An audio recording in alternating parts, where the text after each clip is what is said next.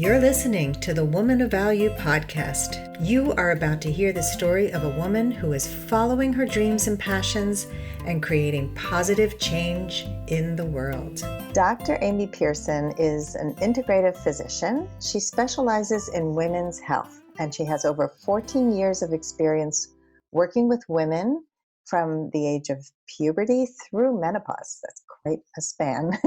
She takes a really comprehensive approach to form an individualized program that's specific to every woman's needs and lifestyles. What does woman of value mean to you?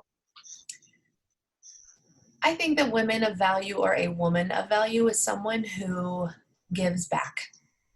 And that could be in whatever area that you prefer, but just someone who looks out for other people, someone who does something for the betterment of someone else. I specifically love to empower women as much as I can, whether that's just with a little bit of hope or recommendation or encouragement. It could be anything, but to me, a woman who has value or a woman of value is looking to uplift and help and encourage and give back to other people. I love that. Yeah, to give back. And you mentioned the word empower, and I think that so many women feel disempowered, which is really so much of my mission and passion as well.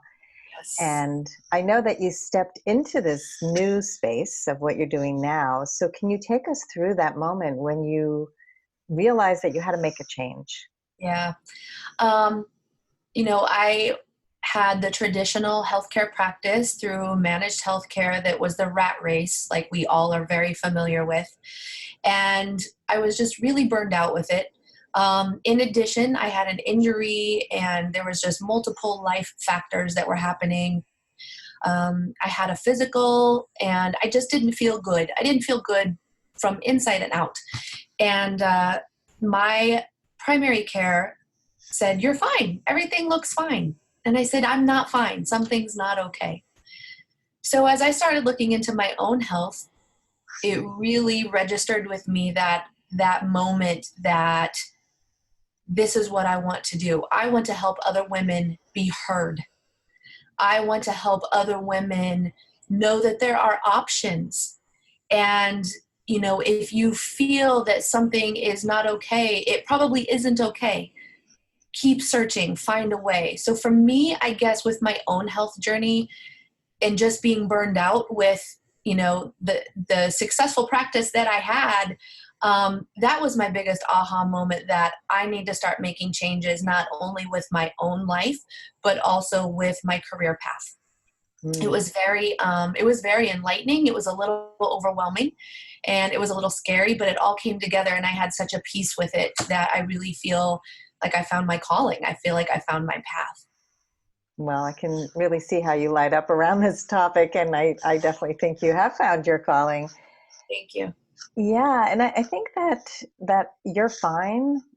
Boy, that is so, it's infuriating when you know something's wrong and somebody else says you're wrong about that. Yes. So I'm glad that you pursued what could be wrong. And I think this is a problem with traditional medicine. Many times women in particular find that they're feeling off, and a doctor will say there's nothing wrong with you. And right. then it grows and it becomes sometimes untreatable. Absolutely. Then it becomes a bigger issue that then they can say, "Oh, now we'll treat you because something's really wrong." Yeah. You don't want to get to that point. No, not at all. Yeah, I would love for you to share a story, like a transformative story of someone, if you have like a favorite patient story of somebody you helped through a situation like this. I have many. I feel like all of my patients I could talk about. It's the same song and dance. I feel that in general, women are not heard. I think that our health is a very unique set of circumstances that you really have to pay attention to, and it's very complex. And I think that not a lot of doctors in the traditional route really know how to understand, but also how to handle that. Many times the story that I get, I have a patient right now who said, I have been to so many doctors, I just feel junky all the time, I'm gaining weight in my stomach, and the same thing that I'm told is, oh, you're just too stressed. Well, what do you do with that? I mean, I can't quit my career, I can't leave my family, so how do you handle that, and really what's going on a deeper level? She came to me even after seeing several other integrated practitioners and said, no one has ever told me this. No one has ever made me feel like I was listened to. And I think that is key, is that something that I'm very passionate about, because that's my story, is I wasn't listened to. And that is what I feed off of, is to know that I am giving a woman, or anybody for that matter, an ear, and taking what they are saying to heart and digging deeper, looking deeper as to why you feel so bad. Another patient we were just speaking about came in and said, look, this is what I need to get done. I have a timeline and this is what I'm doing. And I've been reading on the internet and I'm supposed to be doing everything right, but why isn't it working? Because it's not working. It's not working for you. You have very unique needs as to how to accomplish that goal. So here, let me help you. Let's tweak some things. And she's been having great success in a very short amount of time. It's those stories that encourage me and inspire me and give me confirmation that what I'm doing is needed and necessary. So there's not just one patient. I mean, the two that I gave are, just two examples, but I feel like in general, just to give women especially an ear and know that they are heard and someone does understand and there is another way, and I will do everything I can to get to the bottom of it. So that's what feeds me. That's what feeds me. I think everyone wants to be heard, and often, well, with the way medicine is run, especially in the United States, everything is so fast, and Yep. doctors just don't have time for bedside manner, for really spending time to get to know a patient, unfortunately. Right. And I personally, because of my experiences, I seek out doctors who hear me and who will agree to treat me in the way that I want to be treated. Absolutely. And I just want to say for sure that when I speak of traditional healthcare, I'm not speaking of every aspect or every doctor. I think that there are some doctors who also still have that mentality that they are the end all be all and that they have all the answers. I think there are many, and the paradigm is shifting, that there are many who are looking to have more relationships, who are looking to encourage their patients to speak up. I think the biggest issue is just that many medical physicians are trained to think inside of a very small box, as opposed to looking outside of the box for more answers. If you only have certain numbers of blood work, well, you must be okay, as opposed to, well, it may be okay, but it's not great, and let's figure out why, for example, or they only have one way to fix it, with a pharmaceutical or surgery. And if they don't have a pharmaceutical, and if you're not someone who needs surgery, they're not really sure what to do with you.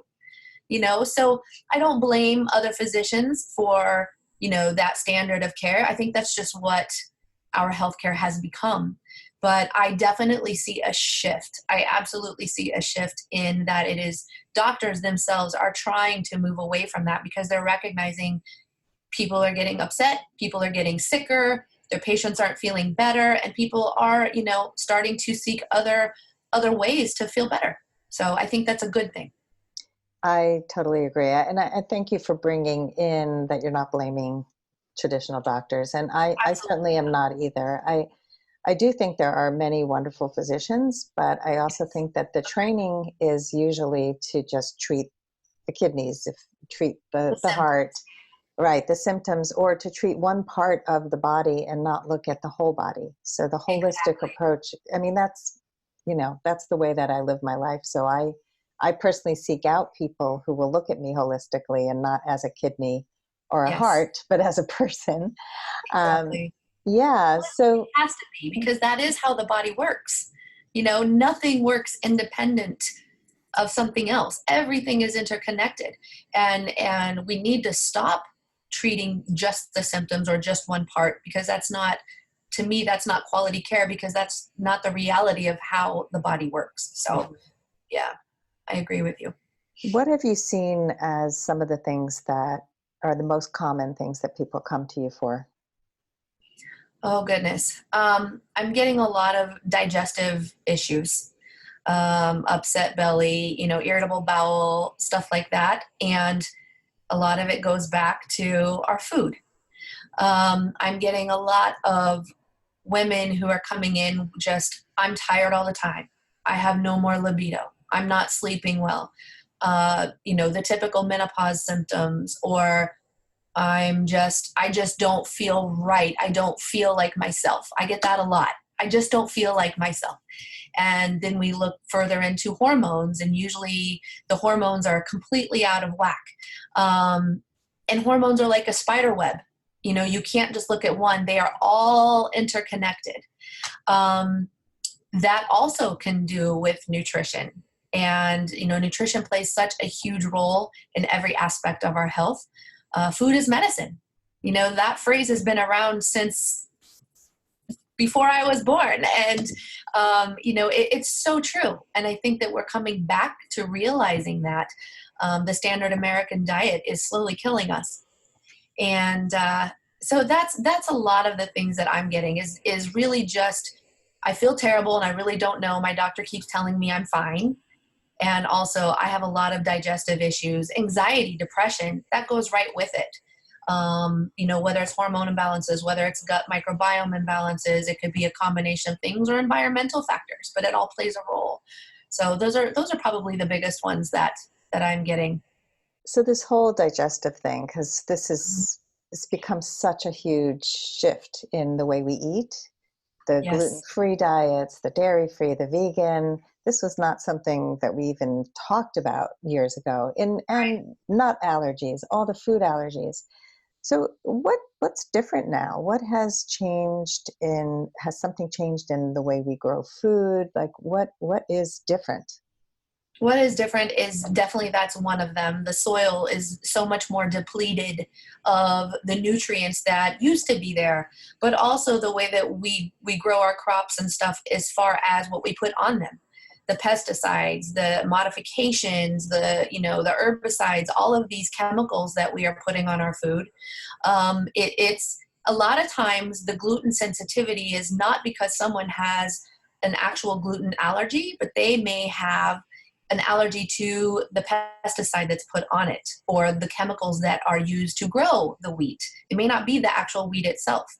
I've had multiple patients, myself included, who went to Europe and had pasta and felt perfectly fine. And then when they came back to the United States and ate something that was glutinous, they felt very sick. So I think there's a lot of factors.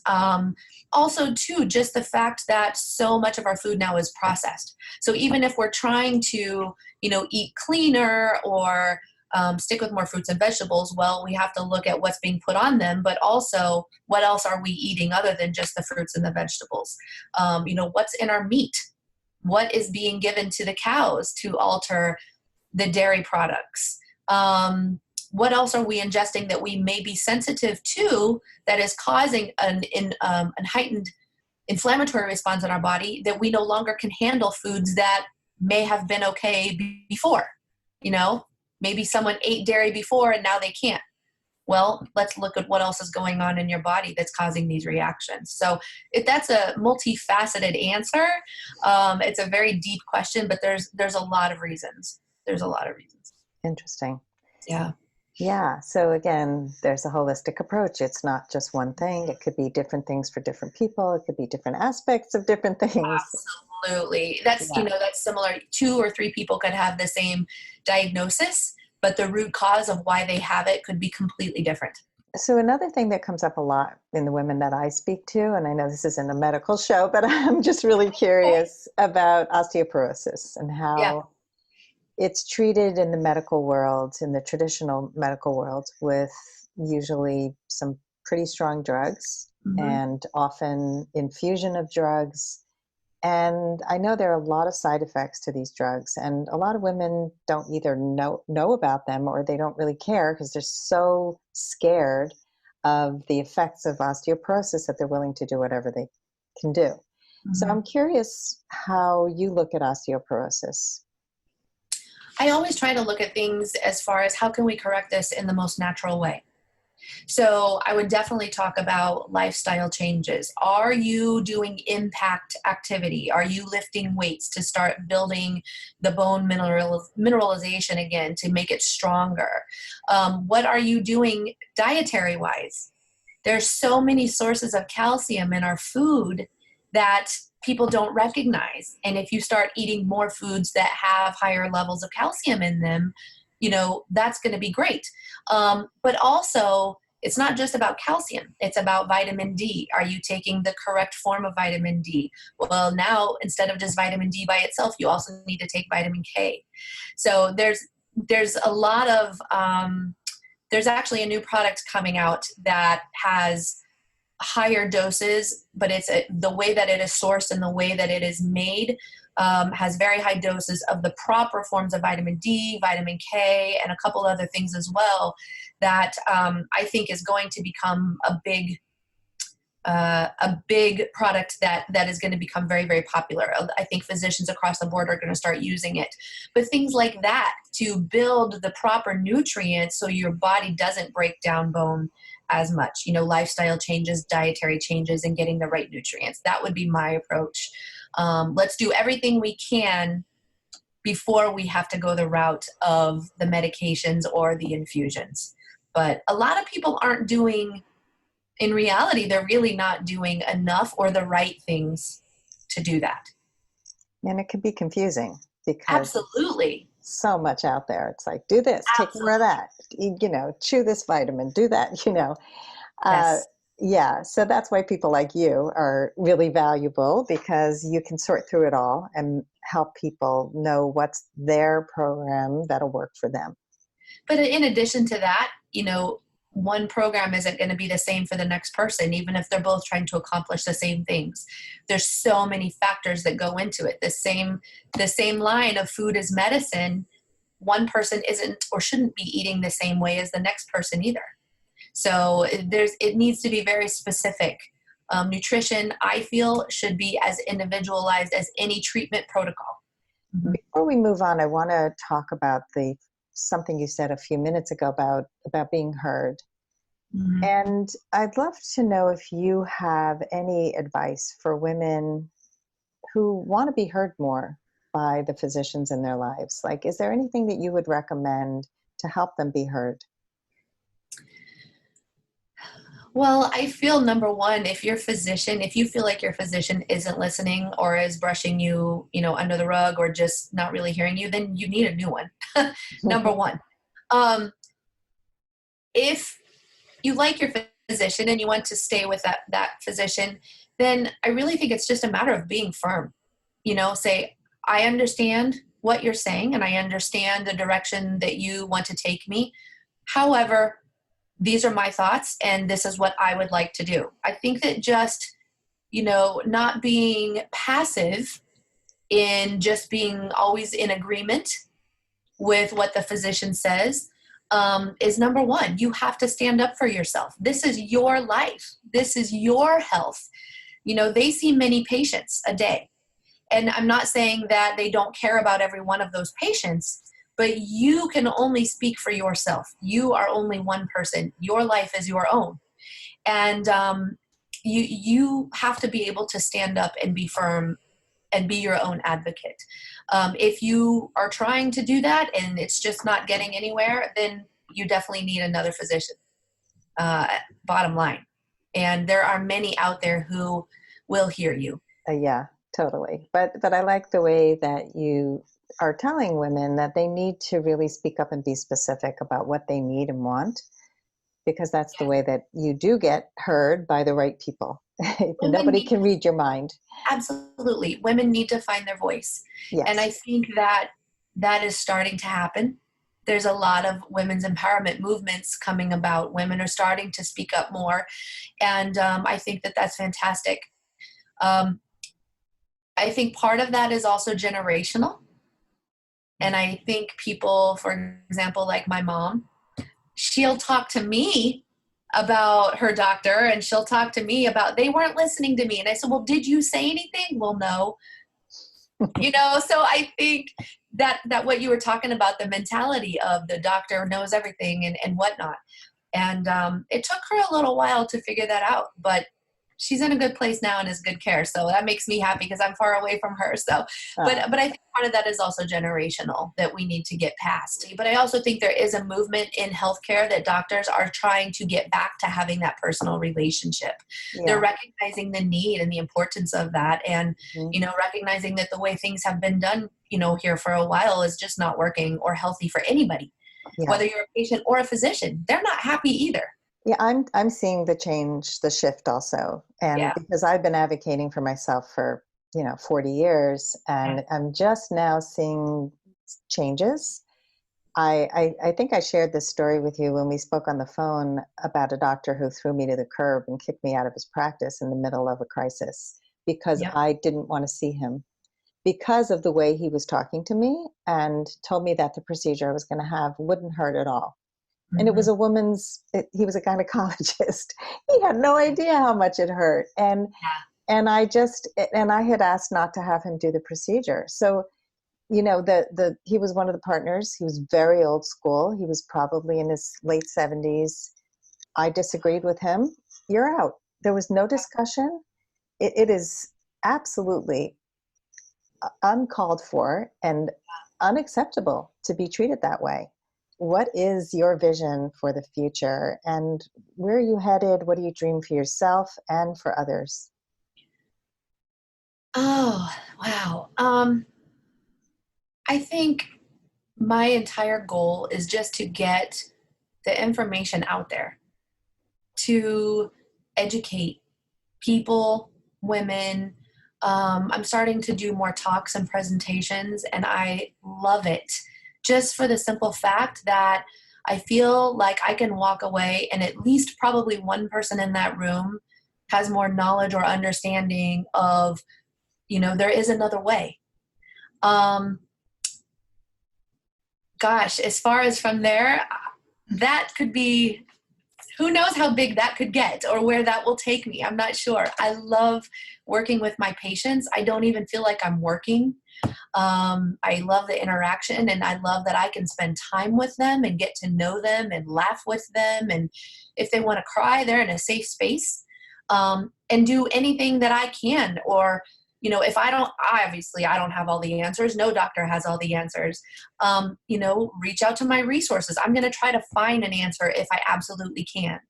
I want to grow my practice in a way that, it isn't just, you don't have to be here locally to be able to see me. We can do this on a video chat. We can do this, but that doesn't mean that you can't access quality care.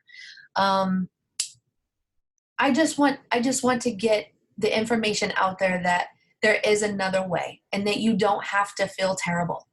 You don't have to live your life feeling like, well, my doctor says that I'm fine, so I guess this is just how I'm going to feel for the rest of my life. That's really my mission. That's really my goal, to give women a voice, like I said before, especially women. And I have male patients too who are wonderful. This is absolutely in no way a male bashing of any kind. But I just feel that women specifically have been so repressed for so long, and especially with healthcare, that it is my mission to help as many as I can in any way that I can. That's really, and wherever that takes me is where that takes me, and I'm open to it, and I look forward to it. But that's really ultimately what my goal is. And it's a beautiful goal. And what the word that kept coming up for me when you were speaking is hope. You're giving women hope. When people feel stuck or they feel like there's no place to go, you're giving them hope that there is a better way, that there is a way out, that there's a way up, and a way back to their energy levels, their health. And I think, people say to me all the time, you're so energetic. And I take care of myself. I don't, Exactly. I do. I eat well. I exercise every day. I take care of my mind. It's not luck. It's purposeful. And Yeah, I have energy all day. Sometimes I can't fall asleep at night because I'm so energetic. But, that too, like there are things we can do to fall asleep better. yeah, And knowing these things just helps the quality of life. So, absolutely. And, I am very big on self-care. yeah. Self-care is a word that is now being put out there all over the place, but self-care is so vital. And self-care has, again, there's many aspects to self-care. And what is self-care to one person may not be self-care to the next, but it's really a matter of taking care of yourself. The mentality, especially moms where I come last.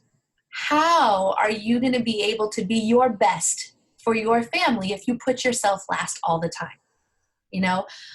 Whether that means after the kids go to bed, you take a 10-minute bath with candles and music or whatever it is that you need to do to decompress. That's self-care, 10 minutes. Or you go for a walk, or you get appropriate health care. Get your hormones balanced, get your energy up, get your libido up. Whatever it is that you need to do, eating right, exercising, making time for yourself, going on a trip with your girlfriends, whatever it is. Self-care really, especially for women, is the only thing that has to happen in order to enhance your quality of life. It's mandatory. And I preach it all the time. And sometimes I need to listen to myself more. But don't we all, right? Right. Do as I say, not as I do. I'm working on it. It's hard to build a business, but Right. But it's good that you're mindful about walking your talk. And absolutely. I can tell you as a mom, self-care was at the bottom of my list. I Yeah. was so busy all the time just treading water. Mm-hmm. And for the next generation, I have a daughter who is a mom, and I kept preaching this to her: take care of yourself, take care, because I saw her getting so tired from raising two young children. And she finally gets it. She took a parenting course and she had to really write down, how am I taking care of myself? What am I not paying attention to? And she was like, Mom, this coaching stuff really works. I'm like, yeah. Yes, right. So yeah, no, it's amazing. And what I also found, and this is something that a lot of people think, that self-care is selfish, and it is essential. And when I got divorced and I was taking better care of myself and running a business and taking care of a house and doing everything else, I was very clear with my kids: I need to do these things for myself. These are things that you need to do for yourself. And I was Yes. a much better role model for them. They started to respect me more than they ever did. Exactly. I was just going to comment on that. You are teaching your kid, by doing that, you are teaching your kids good habits, and that Correct. mom needs time. And that is okay. That's a good thing. They respect it. And they're also going to respect if you are a little more calm because you're not so stressed and frazzled all the time. They're going to recognize those things. I had a patient that is learning that now. And she said, it's amazing how much even my kids are more calm now that I'm taking a break from them. Mom needs her time. Okay. They give me my time, and now she's more calm, but even her whole family, her whole household is more calm. Mm-hmm. You're not supposed to manage everybody else. And so the more empowered you make everybody else in your life, the more you can process, is this something I really need to respond to right now? What am I really feeling? I mean, the communication is a huge part of my work and empowerment through communication skills. So yes, when you manage your stress levels, everybody is affected. And Absolutely. yeah, it has far-reaching effects. Yep. So it is time now for the lightning round, and I'm going to ask you some quick-paced questions to get some more insight into the mind of the woman of value, Amy Pearson. Okay. All right, so the first question is, I never thought I was blank enough. Capable. Able. And what changed that? when I started improving my own health, I realized that I can do this. I can do this for other people. If I can do this for myself, I can definitely do this for other people. And I'm sure the more you did it, the more you believed in yourself. Qualified. That's the word. I didn't know if I was qualified. That's the word. So a little bit of the imposter syndrome. Absolutely.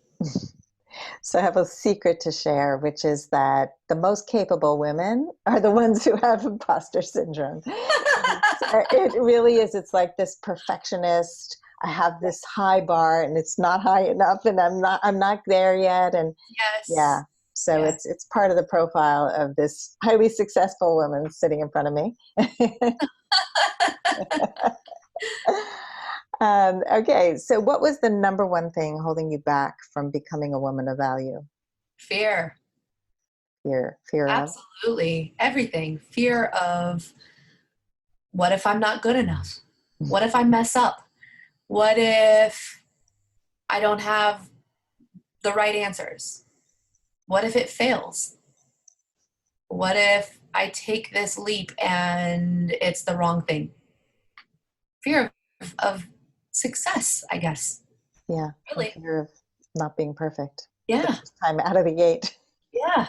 Because that's realistic. And, the reality is I never, ever, ever think that I'm perfect by any means, but yet we strive for that, right? Mm-hmm. We have those expectations. Yeah. And I think the main thing is not to be fearless. This is something that gets my goat. This whole fearless movement. I think feeling fear is so normal, and it's part of being human. And I think Absolutely. It's about feeling the fear and moving through it and just doing it anyway. Yep. I agree. So what is something, Amy, that you had failed at in the past that taught you an important life lesson? Trusting too many people blindly. Oh. And with my business, with business decisions, with my finances associated with my business. And I put that on me in that I gave them too much control. I didn't want to deal with it. You take it. I trust you. Go ahead. So that was a hard lesson. Now I know that I need to make sure that I pay more attention to those things and not just turn a blind eye because I think that I trust somebody. And not saying I can't trust people again. That's not what I'm saying, but just not so blindly. Which is really what you were advocating for at the beginning of our talk today, which is to not trust your doctor blindly, not trust anyone blindly. I think that people have to earn our trust. And, absolutely. And I did the same. I mean, I can totally relate because I think it's through these business mistakes and the mistakes of trusting without qualifying that we learn what we need to qualify and what questions to ask and contracts to sign and to get more vigilant about protecting our own benefit, our own selves. Yep, definitely. Yeah. Definitely. What is the best advice you can give to a woman who has given up her value in the past and she wants to step more fully into her value? You have one life. And if you don't follow your heart, if you don't follow what that nagging thing is that you want to do, before you know it, it's going to be too late. And then what? No one can make you happy other than yourself. And if you ignore what is constantly something that's inside of you, whatever that is, if you continue to ignore it, how are you ever going to recognize your own happiness? Therefore, how is that going to translate to value if you're unhappy? If you're unhappy within yourself, how are you ever going to feel valuable? And that's not to say we can't have moments or periods of time where we feel anxious or down or, things like that. But if you aren't recognizing and being honest with yourself, how are you ever going to feel valuable? So I think just really listening to yourself and and going after whatever it is, that you feel like you really want to do, or that you have a calling for, or something that you need to fulfill. You need to follow and listen to that, whether it's big or small, because once you fulfill that, you're going to feel valuable. I love how you started that with, you have one life. Mm. You only have one life. And I think people just kind of go, yeah, there's another tomorrow. Right. Until you run out of tomorrows. And Exactly. so, yeah, let's wake people up here, because you're living proof of following your calling, even though it's scary, even though it's jumping into something new. And I think that, this is a great example of, look how lit up you are with the work you're doing and how many people you're affecting, because you took that emotional risk of doing something that felt like a pull. Yeah. I think too, I guess to continue that answer, if I can, just for a minute, everybody has value. Everybody has value. You have to find what's going to make you feel like you are offering or doing something that expresses the value. It's not really how others see you that's going to make you feel valuable per se. It is digging deep within yourself and recognizing what's going to make you feel valuable. So whether that's helping your neighbor, do whatever, if that's what's going to make you feel valuable, then there's value in that. Whatever it may be, everybody has something within themselves that will make them feel valuable. So you have to listen to that. It could be anything. Yes, it could be anything. And I think that that's a really great reminder, because a lot of people think it has to be big. It has to be, I'm changing my career, or I'm moving to a new country. And it can be as small as helping your neighbor. It can be as small as doing one act of kindness a week, whatever it brings meaning to you. And you also mentioned another important point, which is that our value doesn't come from what other people think of us. And boy, is that an important reminder, because once you stop thinking that, once you stop waiting for other external approval, your whole life shifts, because it's you who has to approve. And that's why you have to value yourself and do those things. So yes, thank you. Mm-hmm. And now for my last question, which is the big one. How would you like to be remembered, Amy? Oh, wow.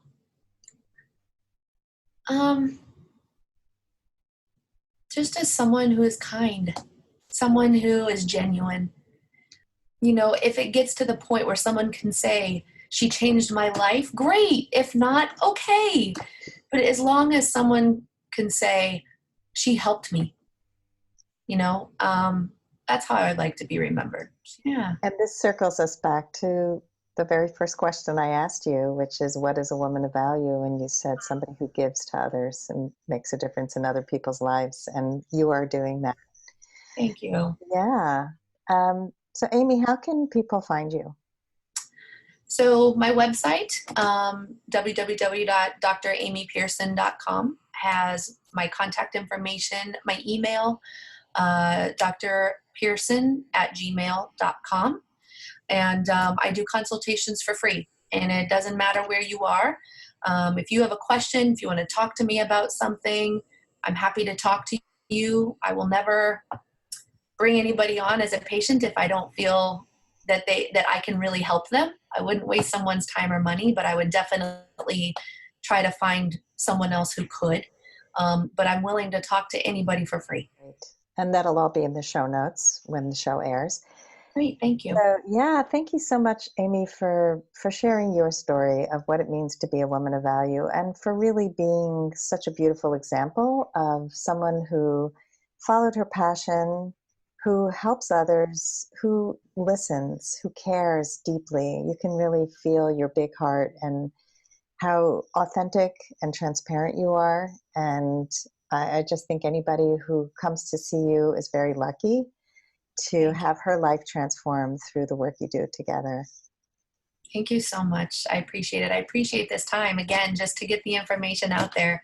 It's what I love. And even from this podcast, if one person feels helped in any way, then that's what I want to do. So thank you so much, Sandy. I really thank you for this time. If you would like to step more fully into your value, grab a free copy of The Ultimate Guide to Becoming a Woman of Value on my website, thewomanofvalue.com. Just click the link at the top of the homepage. And if you haven't already done so, be sure to click the subscribe button in your listening app. And if there's something in this episode that inspired you, please share it with others, because the more we share these inspirational stories, the more women of value we will have in this world. I'll see you next time.